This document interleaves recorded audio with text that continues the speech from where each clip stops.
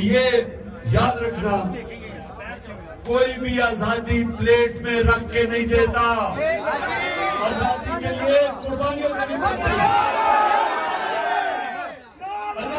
तो नजर आ रहा है सामने लिखा हुआ है जुल्म मिटने के लिए दो चीजों से मिटेगा भाई। एक, अदल की कुर्सी पे जो लोग बैठते हैं ना, वो अदल के हिसाब से फैसले करने लगे। दूसरा, कौम निकल खड़ी हो जुल्म के खिलाफ, तो जुल्म खत्म हो जाएगा। या इन दोनों में से कोई एक चीज हो जाए या दोनों हो जाए। अगर 420 का मुकदमा था, उस वक्त अदलिया में जो लोग बैठे हुए केस देख रहे थे, वो पूछते ना यार चीट हुआ कौन है। जब उनको दिखता कोई चीट नहीं हुआ, केस खत्म कर देते। तो जालिम जुल्म कर ही नहीं पाता।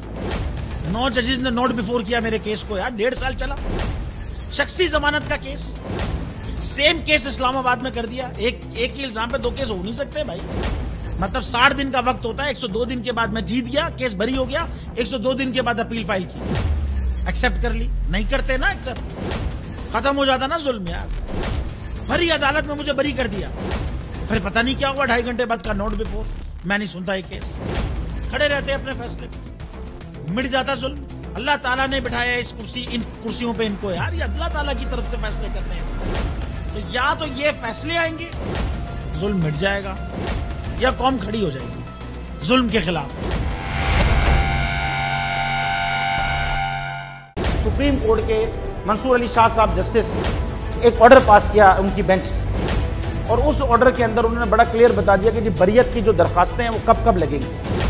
उसमें से एक वजह उन्होंने बताई कि जी जब कोई क्राइम ही ना हुआ हो तो बरी कर दें, ताकि अदालतों पे बोझ ना रहे, वो केसेस चलते ना रहे। सुप्रीम कोर्ट ये मिसालें कब बनाएगा?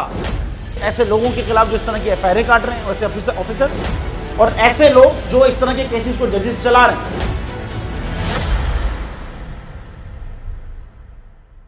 रहमत का महीना आ गया है, बख्शिश का सफीना आ गया, होगी मुलाकात उलमाए दीन से, जो देंगे इत्तेहाद बैनुल मसालिकीन का दर्स। जिक्र होगा अंबियाए कराम, रमजान की स्पेशल ट्रांसमिशन रमजान में।